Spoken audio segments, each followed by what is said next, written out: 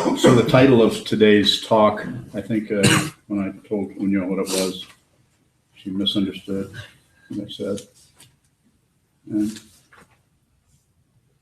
what did you think I said? Real space. Real space. And I said realized space. But both of those work. So, and it's kind of inspired by a little verse from the 4th century co-founder of this particular lineage, actually, or the mind-only school. And his name was Vasubandhu. And he's quoted here, Dogen quotes him and says, mind is like a world of space, bringing forth empty things. When you realize space, there are no good and bad things. Sounds simple.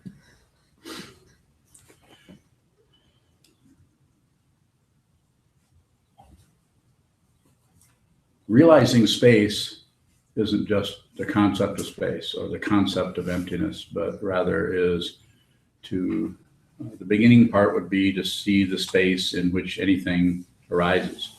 We can all see what arises and what disappears. Quite often we're objecting to what arises, or we're grasping at what arises, or we're ignoring what arises, and so on. But to actually see the space in which it occurs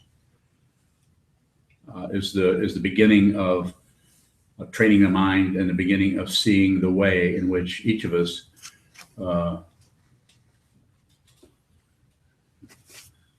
make things difficult for ourselves and for others. So realizing space, the way we promote that or recommend that people do that, if they're open to this, it's not a sales pitch.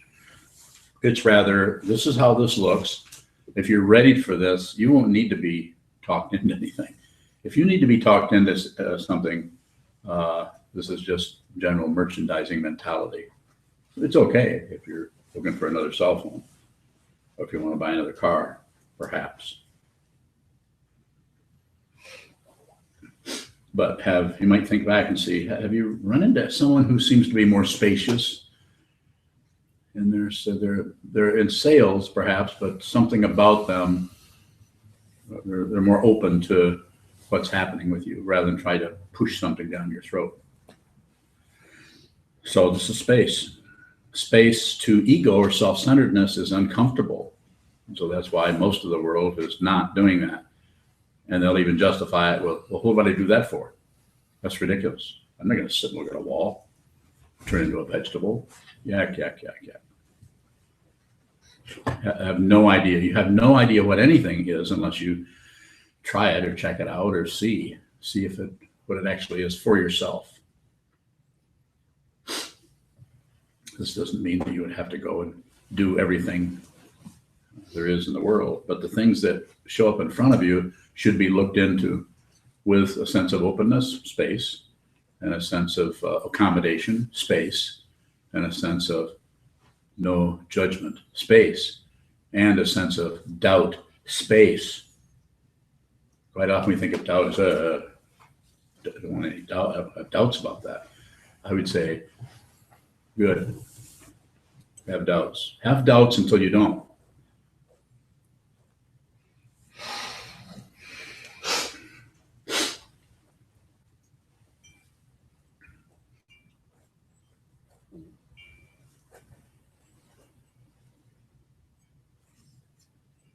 Any questions? Sokuzan. I have doubts, but it feels like a closing down on space. So is seeing realizing? If I'm seeing the doubts as doubts, is that the same as realizing? No, that's the path. It's broken down in ground, path, threefold logic: ground, path, and fruition. The ground is I don't like this, or suffering, or this is difficult, or life sucks. You can say it however you want to say it. Whatever situation you find yourself in, there's always some quality of your life that is just not working, not right, doesn't feel right. So when that starts to happen, You might go to entertainment, you might go to more education, you might go to drugs, you might go to credentials, you might go, you can go on and on and on. Most of those are called the 8 worldly dharmas of success and failure, pleasure and pain, life and death for that matter. But what you're commenting on or what you're asking about is actually part of the path. So the first thing, ground path fruition, the first thing you see is, I don't like this. And then the next thing is, what can I do about it? Well, you could talk to someone. You could talk to a psychologist. You could talk to a therapist. You got to have a lot of money or insurance. I guess that's the same thing. You could talk to a teacher, a meditation teacher. That might possibly work. Might be somewhere there you could get some help. And so if you began the path of awareness practice as it is taught here, or sitting down and looking at what arises, begin that path, then whatever shows up is, like in your situation, as I understand the way you're asking it, is you have doubts, and that doubts, it just means that just don't do anything with them. Don't cover them up. Don't explain them beyond saying, I have doubts. That's enough. Enough said. Clip. Any further commentary just starts to turn everything around. It turns into a merry-go-round. The illusion of getting somewhere is very much circular. Must have all noticed that on some level. You'll find something, this seems to be good, you do that, and suddenly you see, I'm getting dizzy. This is not really getting anywhere. It works and then it doesn't work, and it works and it doesn't work. The very nature of samsara, or this world of life and death. Samsara means wheel. The Tibetan word is korlo, turning and turning and turning and turning. It's like someone who has realized it has gone from ground of suffering to the path of meditation to the fruition of space. Is like someone who has stepped off a merry-go-round. He or she just watches other people keep going around. And occasionally when they come around, how's it going? How's it going? Not good. And if they ask you, if they give you permission, you can say, you could step off. And maybe you can't. If there's too much passion, aggression, ignorance, I want it, I don't want it, WTF.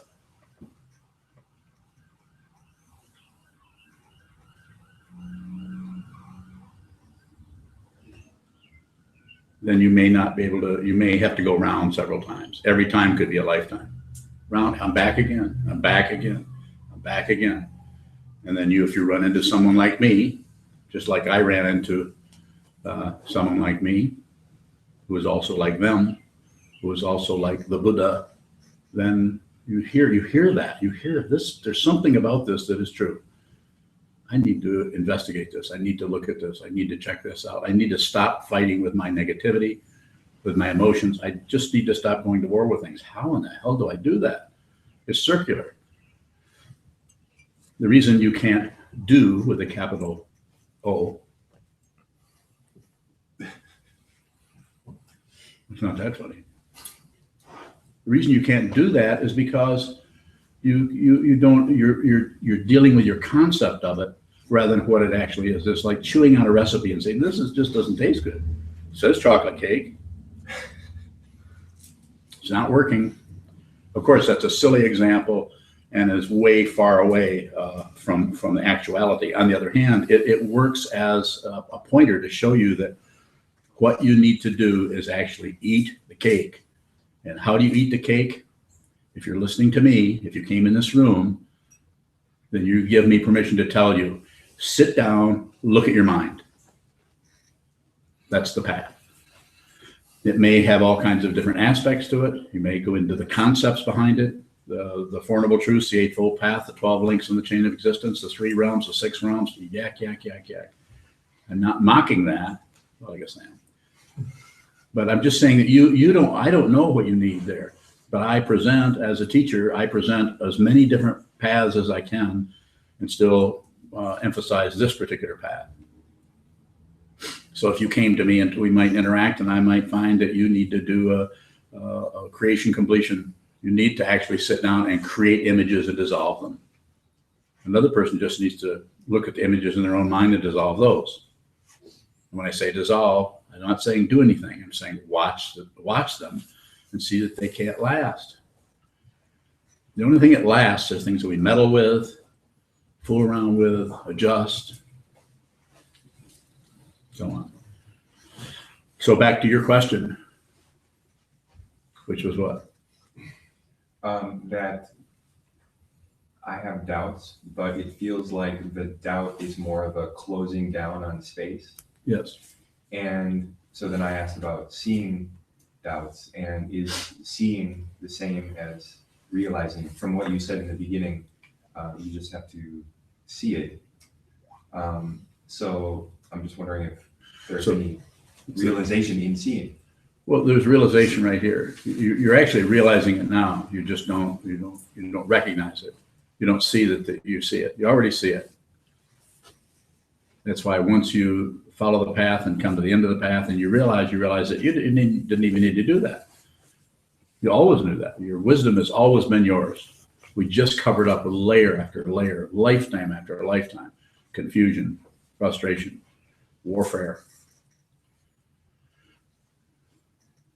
The assumption is if we meditate, and quite often the assumption is if we meditate that we'll start to feel better. And we might. I'm not saying we wouldn't. But quite often what happens when we meditate is things tend to get worse. They're not actually getting worse. You're just starting to look at the shit you've been ignoring for the last 25, 30. I could say years, I could say months, I could say minutes, I could say lifetimes. Doesn't matter. From the point of view of this teaching, there is no time. There is no space. Those are concepts. Everything is always right here, right now. If you doubt it, then that's the path. If you believe it, that's delusion. If you disbelieve it, delusion. Take no position. As soon as you take a position, you have all the other positions all saying, me too. How about me? You haven't checked me out yet. I'm valuable. I'm something you should consider. You get swamped by what traditionally is called the 10,000 things.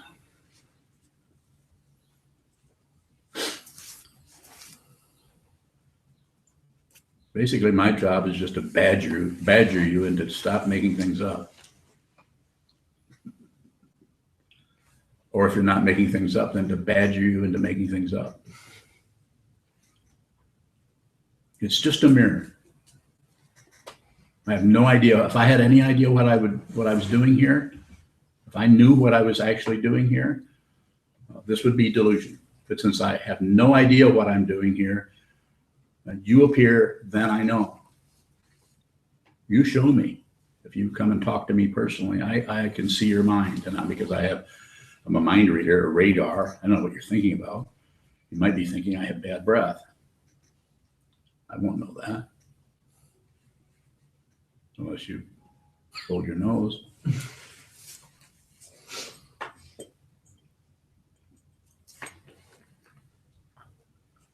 So it seems to be very important beyond the concept of emptiness or formlessness to actually go in with our mind and actually see it. And even though doubt arises, just be there with it. Don't close down. And how do we do that? We see the way we close down. You already described it. You've already said, I see I have doubt, and then I closed. I don't want that. Is that correct? I said that it feels like the doubt itself feels like closing down on space. It feels really claustrophobic. Uh-huh. Tight and fast, lots of thoughts. Yeah, that's awareness. Don't do anything with it. Don't increase it. Don't decrease it. And for heaven's sake, don't take your eyes off of it. Don't take your nose off from it. Don't take your ears off from it. Don't take any of your senses, including your mind, away from that to avoid it or to suffer less. This is called voluntary suffering. Without actually being willing to come and be who you are and be and have the suffering that you have, you won't be able to see what it is. You'll just run away and it will show up. You can't find a place that it won't show up again. Causes and conditions will cause that suffering to come up over and over and over again. So you might as well make friends with yourself right now. So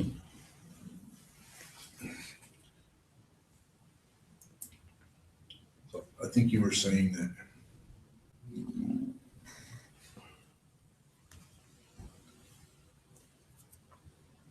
we could understand the concept of space or emptiness,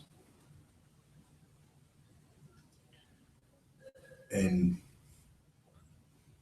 but my understanding of it seems to be like a concept of the concept of space or emptiness. So it's like a hall of mirrors. I can keep doing that one after another. Yeah. What's your question? It seems to form a barrier to seeing what actually is space. That's awareness. You just described what you're aware of. But what you're aware of is not near as important as the awareness itself. Change your allegiance from being stuck with Velcro to solving that. I got to stop doing that. That's a problem. Stay in the awareness. This is called compassion. Until you have compassion for yourself and your own suffering, very difficult to have compassion for others. And I don't think it's even possible, actually. But once you have compassion for yourself, letting yourself off the hook, this doesn't mean,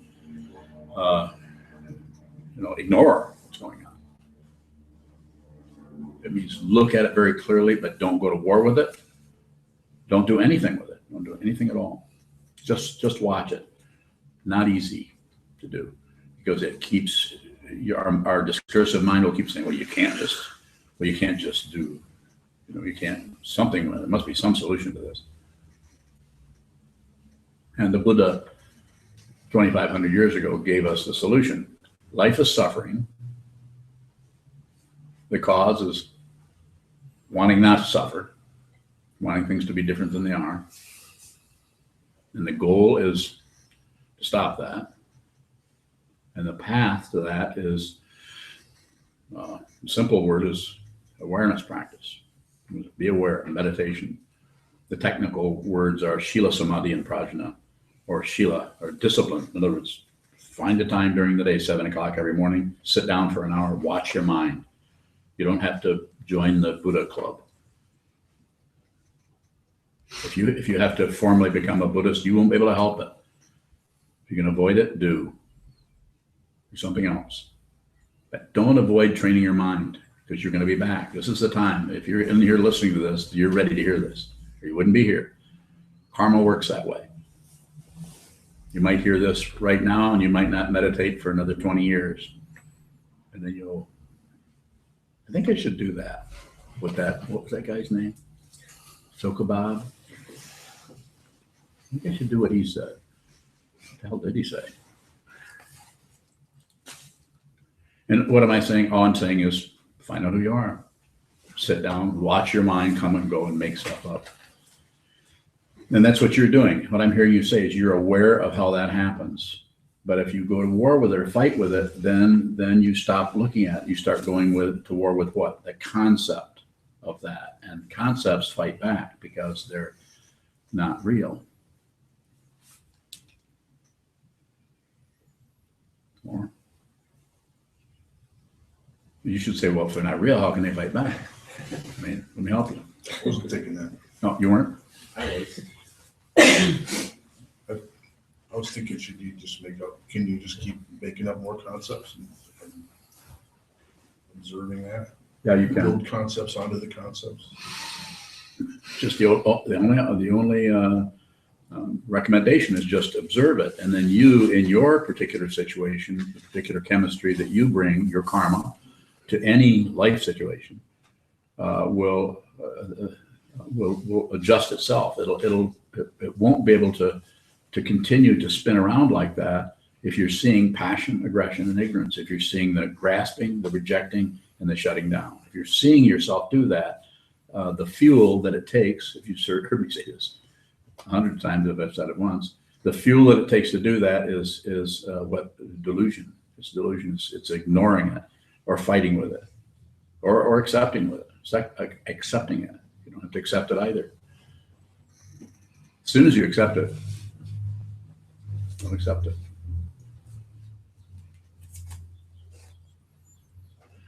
And as we say that, of course, there's other things that you might have to have an attitude that might have a quality of accepting, but it's not fundamental accepting because you don't even know what it is. So when as Dogen said in the 13th century, when the dharmas, when things come towards you, just let them come. Don't go out towards anything else. Let things come towards you.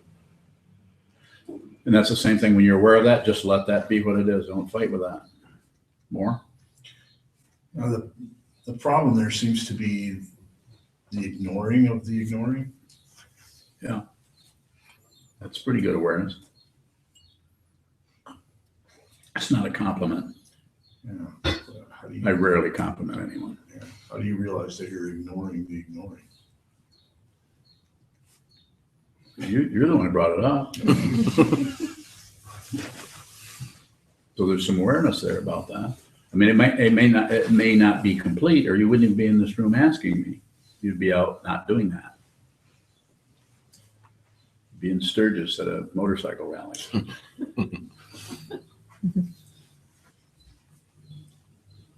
More? Yes.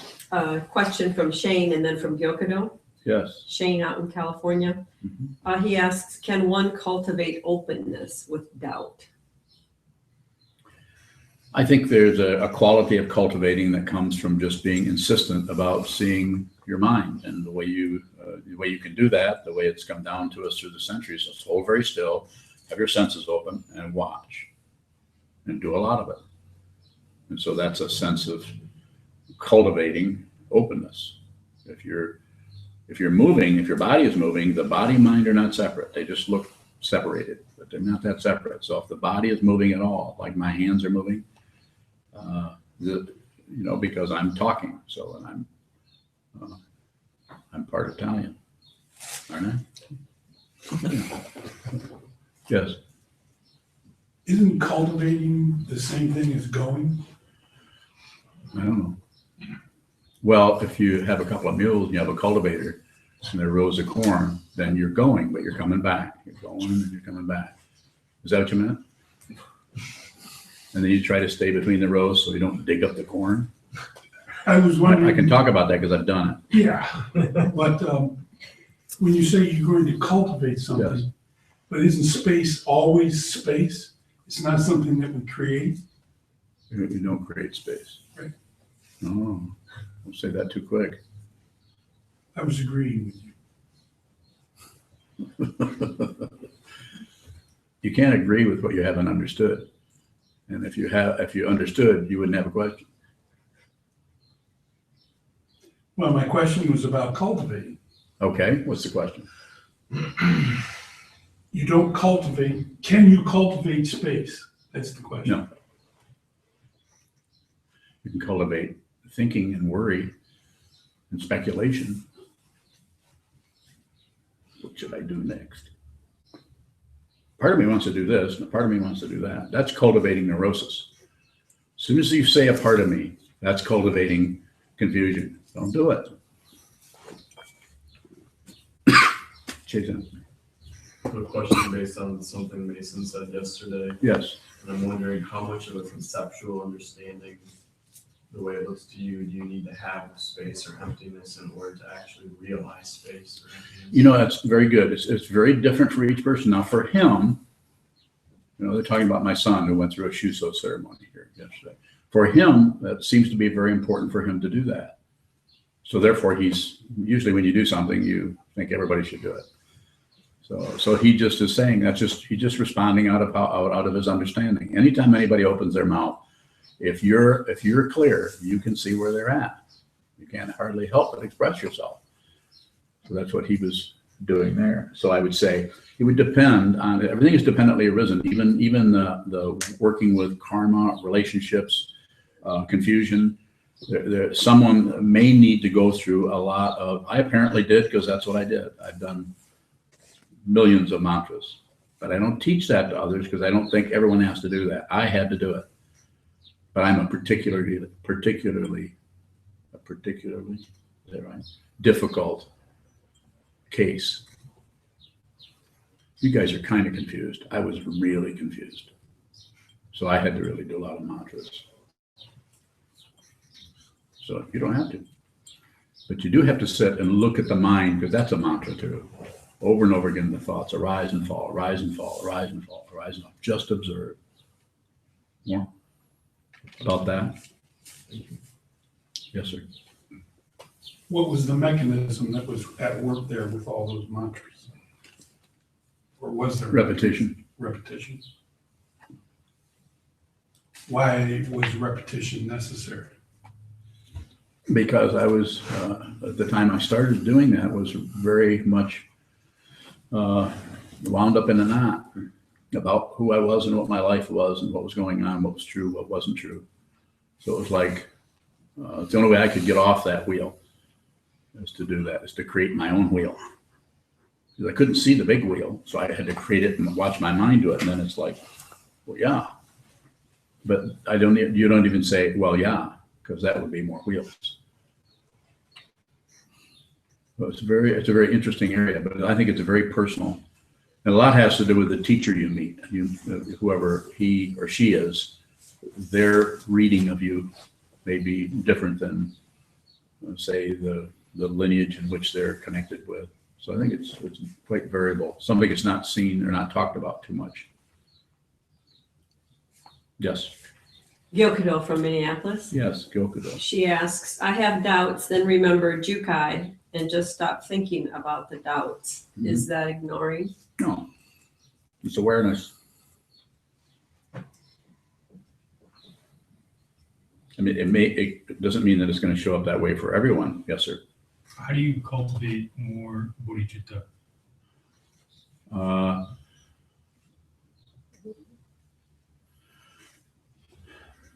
There are lots of schools of thought on this, and there's lots of schools of no thought on this.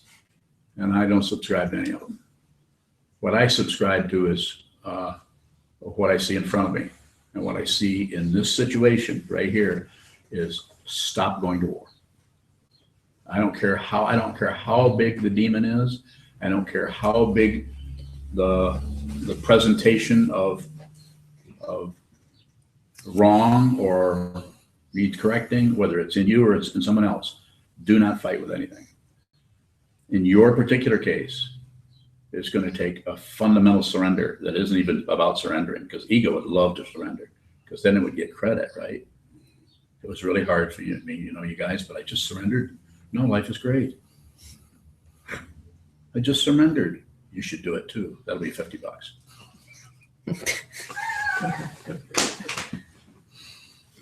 That was fun. Sit down, comedian. So, but what you could do is just look at the way, as soon as your mouth starts to go like this, be aware of it. Every time your mouth turns down and your brow knits, does not mean you're Bodhidharma. It means that it's your suffering, your pain that you're going to war with. It's not something, there isn't anything else. How do I emphasize that? Do I yell? You can't see anything but yourself. If you see something else, this is delusion.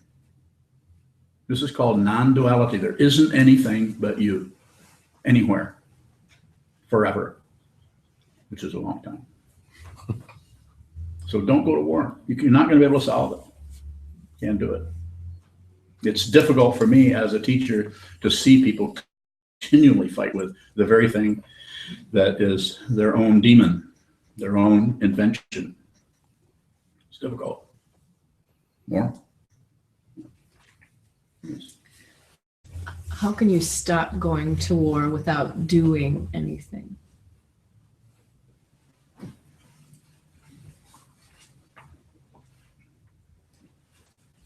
So by the nature of your question, it looks like there's some kind of an understanding or presumption about war that means you have to do something to the war.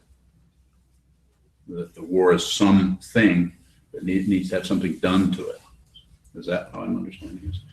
You have to just look at the war and see that you're not separate from it. It's your war. Your war. From this very moment on into infinity, it's your war. Always. There's no one to blame.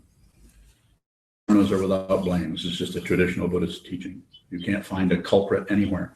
If you find people who are wrong or culprits or people to blame, they're extensions of yourself, of your own delusion. It gets more and more difficult as we go on this path to be able to see that. It's difficult. Yes, sir. Going back on what you said about working with your karma, how do you work with your karma? Don't fight it. Be genuine. This does not mean believe your thoughts. That's going the other way.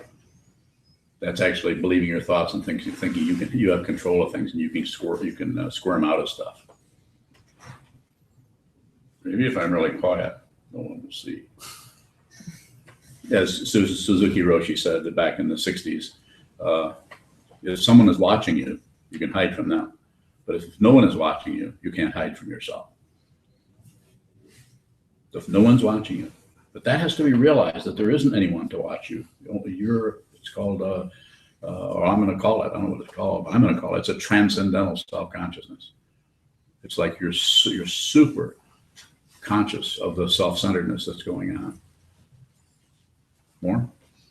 You follow me a little bit? Yeah, I'm following you. Okay.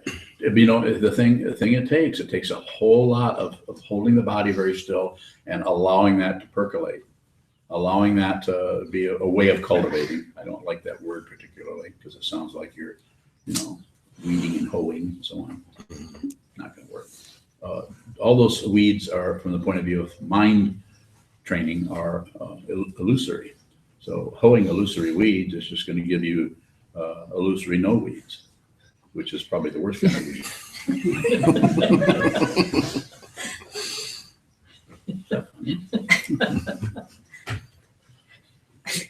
So, I think what it really takes, and I think you have this, just what little I know you, I think it takes sincerity. You seem to be a very sincere fellow. So I would say, take that sincerity about wanting to not be crazy and wanting to be sane, take that to a cushion here in your house, wherever you're from, and spend some time every day, a minimum of an hour, more if possible. Don't have to be a Buddhist. Quite often Buddhists will tell you do. Maybe I'm wrong. I don't know. It doesn't look that way. So I would say just hold still and train your mind and watch how we keep objecting to things and agreeing with other things and shutting down on other things. Those are the three poisons: passion, aggression, and ignorance. Those are the three ways we stay on that merry-go-round. And then those who are awake, they stand off to one side and go. Watch you go by.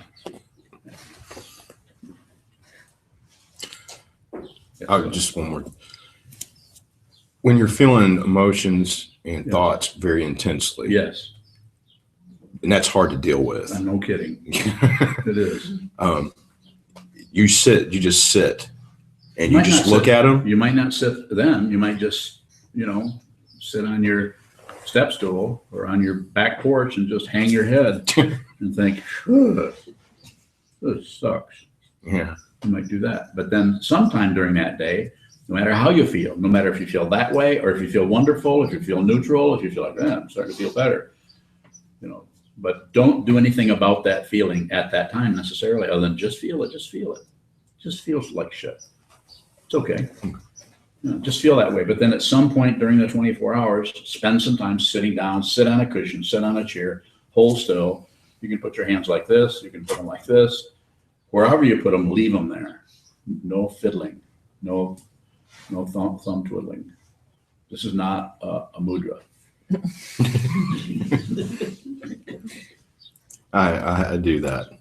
What, twiddle your thumb? No, not twiddling my thumbs, but sit and You do. just be still. Be still, eyes open, look at a wall. I'm not saying you couldn't look across your living room, but your eyes should be down towards the floor of the carpeting and not up, because things in your room will trigger just little mini daydreams that actually keep you from investigating.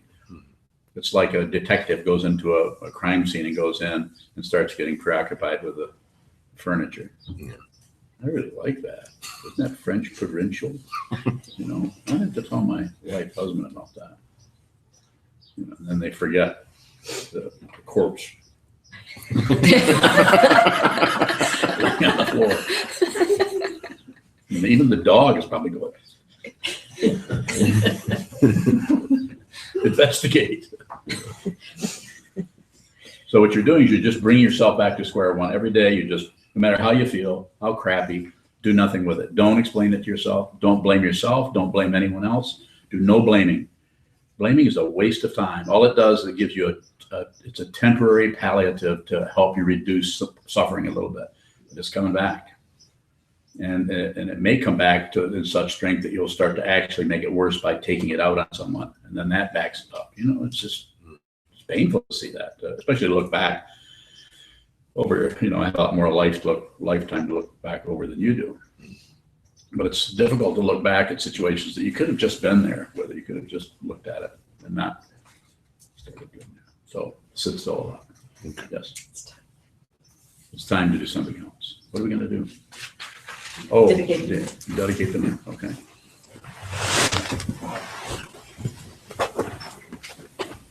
In the back of your yellow champ books is the dedication of Eric. Again, reminding everybody about the all day this weekend. Please come. Also, our donation boxes out in the hallway as well as online.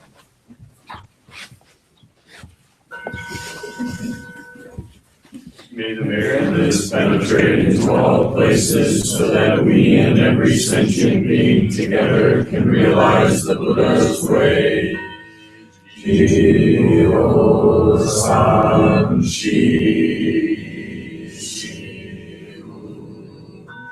Shi-son-gu-sa-mo-ko-sa, Moko-ja-o-ri.